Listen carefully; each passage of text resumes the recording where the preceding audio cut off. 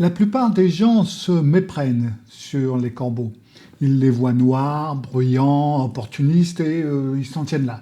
Et malgré ça, derrière ce plumage sombre se cache l'une des intelligences les plus vives du règne animal. Et cette intelligence ne se contente pas de résoudre des énigmes de laboratoire, elle observe, elle juge et elle se souvient, et parfois elle décide d'aimer. À l'état sauvage, les corbeaux fabriquent leurs outils et le biologiste néo-zélandais Gavin Hunt en apporte la preuve dès 1996. Les corbeaux calédoniens taillent des brindilles, les recourbent en crochet, s'en servent pour extraire des larves coincées dans l'écorce des arbres. Et 20 ans plus tard, Sarah Gelber, à l'université d'Auckland, va encore plus loin. Elle reproduit la fable d'Ésope, celle du corbeau assoiffé qui dépose des cailloux dans un pichet pour faire monter le niveau de l'eau. Les corbeaux comprennent les principes, ils choisissent les pierres lourdes plutôt que des morceaux de liège, des objets qui s'enfoncent plutôt que ceux qui flottent. Ils raisonnent et ils gagnent. Mais leur capacité la plus troublante réside ailleurs, elle concerne les humains. À l'université de Washington, à Seattle, le professeur John Marslouf a étudié les corbeaux depuis le début des années 90 et il a mis au point un certain protocole. Ses étudiants enfilent un masque grossier d'homme des cavernes, ils capturent des corbeaux, les baguent et les relâchent. D'autres collaborateurs enfilent un autre masque, celui de Dick Cheney, qui est l'ancien vice-président des États-Unis, et ils se promènent sans rien faire de menaçant. Et les résultats sont assez impressionnants. Pendant des années, les corbeaux vont harceler quiconque porte le masque des hommes des cavernes. Ils vont croasser, plonger en piqué, alerter leurs congénères, et mieux encore, les corbeaux qui n'étaient pas nés au moment des captures attaquent eux aussi le masque. L'information se retransmet, la haine se retransmet. Marslouf établit que cette mémoire dure au minimum 2 ans et 9 mois et probablement bien davantage. 5 ans plus tard, certains oiseaux reconnaissent toujours le visage menaçant. Quand les corbeaux désignent un humain comme ennemi, ils surveillent sa maison, ils guettent ses sorties, ils plongent vers sa tête, ils croassent et le harcèlement peut durer des années. Mais à l'inverse, lorsque les corbeaux désignent un humain comme ami, c'est une toute autre histoire qui commence. De laquelle va-t-il s'agir dans ce récit de l'ombre? Je vous laisse la découvrir. Bienvenue à Récit de l'ombre.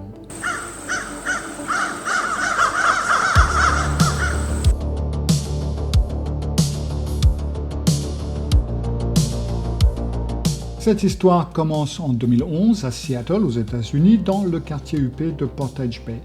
C'est une rue paisible, bordée de maisons cossues, et là habite Gabi Mann, et elle a 4 ans.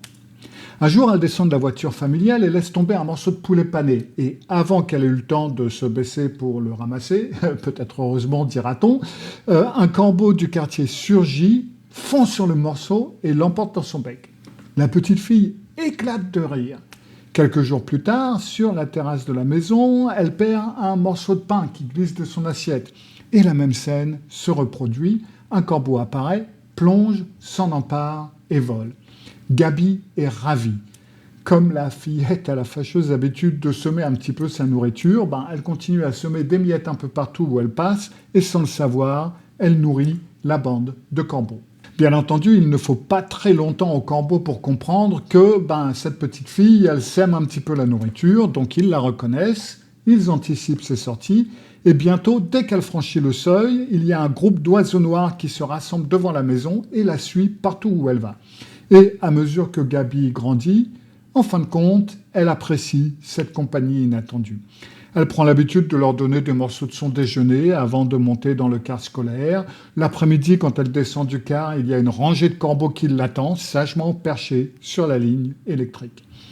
Sa mère, Lisa Mann, finit par découvrir où passe la moitié des repas de sa fille et elle ne se fâche pas.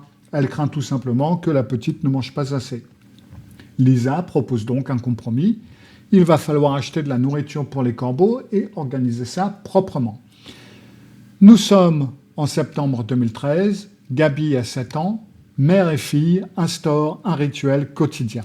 Chaque matin, elles sortent dans le jardin, elles remplissent la vasque d'eau fraîche, elles versent des cacahuètes dans la mangeoire ouverte, elles répandent des croquettes pour chiens sur la pelouse et les corbeaux arrivent, ils descendent par dizaines, ils se posent sur les fils électriques, ils croassent, ils plongent vers la nourriture, ils boivent, ils mangent, ils repartent et le ballet recommence chaque jour à la même heure. Quelques semaines après le début de ce rituel, Gaby sort un matin pour remplir le plateau de cacahuètes et il y a quelque chose qui est déjà posé. C'est un objet brillant. La fillette s'approche. C'est une petite boucle d'oreille. Elle la prend, rentre à la maison et la montre à sa mère. Lisa hausse les épaules et répond non, c'est pas à moi. Et Gaby, elle est convaincue d'une chose, ce sont les corbeaux qui lui ont laissé un cadeau. Sa mère n'en est pas trop certaine. Et au cours des semaines suivantes, les preuves commencent à s'accumuler. Une bille apparaît dans la vasque, puis un caillou poli par la mère, puis une vis rouillée, puis une charnière en métal, puis un morceau de Lego, puis un trombone, puis une ampoule cassée. Lisa décide d'en avoir le cœur net. Elle installe une caméra dans le jardin et programme un enregistrement continu. Et quelques jours plus tard, elle visionne donc les images et elle reste sans voix. Sur les vidéos, on voit très clairement les corbeaux arriver, manger les cacahuètes, boire dans la vasque, et puis, l'un après l'autre, ils déposent un petit objet brillant à l'endroit même où ils ont mangé.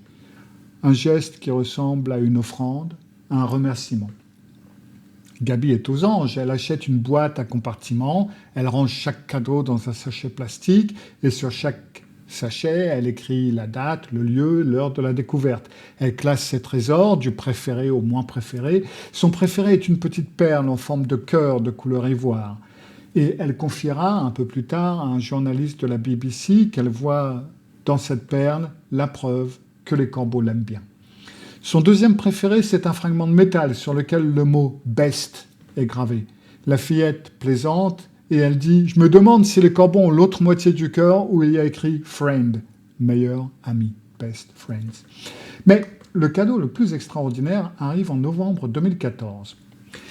Lisa Mann est une photographe passionnée. Ce jour-là, un pigargue à tête blanche, l'aigle emblématique des États-Unis, vient survoler le quartier.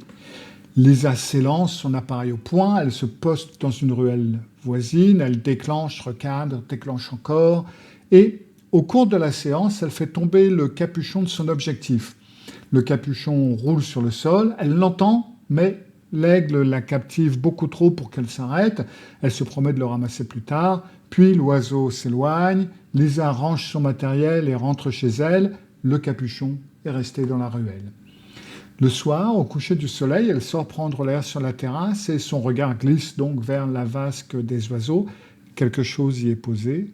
Elle s'approche et elle n'en croit pas ses yeux. Le capuchon de son objectif est là, soigneusement déposé sur le bord de la vasque. Lisa rentre à toute vitesse, elle ouvre son ordinateur, elle consulte les enregistrements de la caméra du jardin et elle voit la scène. Il y a un corbeau qui entre dans le jardin, le capuchon dans le bec. Il avance jusqu'à la vasque et il y plonge le capuchon. Il le rince longuement dans l'eau pour le laver. Et puis, il le pose avec soin sur le rebord. Et il vérifie à 2 reprises qu'il est stable avant de s'envoler. Ce comportement change tout parce qu'il prouve la relation entre les corbeaux et la famille Mann et il prouve que ce n'est pas un simple échange. Les oiseaux ne payent pas, entre guillemets, la nourriture qu'ils reçoivent. Ils sont attachés à Gaby, ils sont attachés à sa mère. Et apparemment, quand Lisa s'est rendue dans cette ruelle pour photographier l'aigle, au moins un corbeau l'a suivie sans qu'elle le sache. Quand elle a fait tomber le capuchon, le corbeau a tout vu. Il a compris.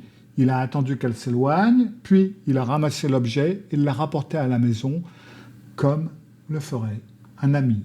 L'histoire pourrait s'arrêter là, sur cette image presque féerique d'une fillette de Seattle qui apprivoise les corbeaux, d'une mère stupéfaite et de petits cadeaux brillants bien alignés dans une boîte à compartiments. Mais la réalité est malheureusement un petit peu plus rude, la suite va le prouver. En février 2015, la journaliste américaine Kathy Sewall publie un long reportage sur Gaby Mann pour la BBC. Le récit fait le tour du monde en quelques heures, le téléphone des Mann sonne sans relâche, les caméras de télévision s'invitent dans le jardin, les médias français, britanniques, japonais, italiens se saisissent de l'affaire, tout le monde s'attendrit sur cette amitié entre l'enfant et les oiseaux, tout le monde, à l'exception des voisins. Car à Portage Bay, le rituel des Mann a transformé le quartier en volière sauvage. Il y a des centaines de corbeaux, il y a des goélands, il y a des pigeons, parfois jusqu'à 100 oiseaux en même temps. Ils tournoient au-dessus des maisons à l'heure de la distribution. Les fientes maculent les terrasses. Les croissements rythment les journées. Selon plusieurs riverains, il y a des rats qui apparaissent dans les jardins environnants, qui sont attirés par les cacahuètes répandues sur la pelouse. Une habitante affirme que la rue ressemble au film de Hitchcock, Les Oiseaux. 51 riverains signent une pétition adressée à la mairie de Seattle pour faire cesser le nourrissage. La ville ne fait rien. Parce que nourrir les oiseaux, c'est pas illégal. Les services sanitaires viennent inspecter le jardin, ils ne voient pas de rats, mais ils notent que la nourriture peut en attirer. Ils envoient une lettre et demandent à la famille de modérer la distribution. Les Mann réduisent un petit peu, sans plus. La tension monte. Les Mann affirment qu'un voisin, Matt Ashbar, crie après leurs enfants quand ils nourrissent les oiseaux. Il raconte même avoir vu un corbeau mort suspendu à la rambarde de sa terrasse et en conserve une photographie qui sera versée plus tard au dossier de l'instruction. Lisa Mann installe un système de vidéosurveillance pour conserver une trace du comportement des voisins. Le 10 août 2015, le couperet tombe. Matt Ashbar et Christine Yokan, les voisins immédiats, déposent une plainte civile devant la Cour supérieure du comté de King. Ils réclament 200 000 $ de dommages et intérêts. Selon la plainte, les fientes acides ont endommagé leurs maisons, leurs terrasses, leurs allées, leurs lampes de jardin et leurs cabanons. La nourriture répandue attire les nuisibles, le bruit est totalement insupportable et l'avocate des plaignants le dit, la procédure ne vise pas la fillette, elle vise les parents, Lisa et Gary Mann, responsables de l'opération. Elle confie à la presse cette phrase qui va faire le tour du pays. « Personne ne veut avoir l'impression de vivre dans un film d'Alfred Hitchcock ». L'affaire prend alors une dimension nationale. Les médias se déchaînent. D'un côté, vous avez les défenseurs des animaux et la sympathie populaire pour la petite fille au corbeau. De l'autre, il y a les voisins excédés et leurs avocats. Les Mann engagent 2 avocats, Justo Gonzalez et Elizabeth Finlay, qui retournent l'argument. Selon eux, les plaignants n'ont subi aucun dommage prouvé et leur véritable grief n'est pas sanitaire mais social. Ils estiment simplement que nourrir les oiseaux n'est pas une activité assez distinguée pour leur quartier huppé. L'affaire traîne en longueur, la procédure dure plus d'1 an. Des dizaines de pièces sont versées au dossier. Le 12 septembre 2016, la plainte est officiellement retirée, mais en coulisses, apparemment, un accord a été trouvé. Selon Anna Johnson, qui s'exprime dans la presse en octobre 2016, les Mann acceptent de verser une somme d'argent, le montant exact n'est jamais rendu public, et de réduire fortement leur nourrissage des oiseaux pendant les 8 années suivantes. Plus question de répandre des kilos de cacahuètes chaque matin, la quantité quotidienne autorisée se limite désormais à environ 115 grammes. C'est une bouchée pour la bande.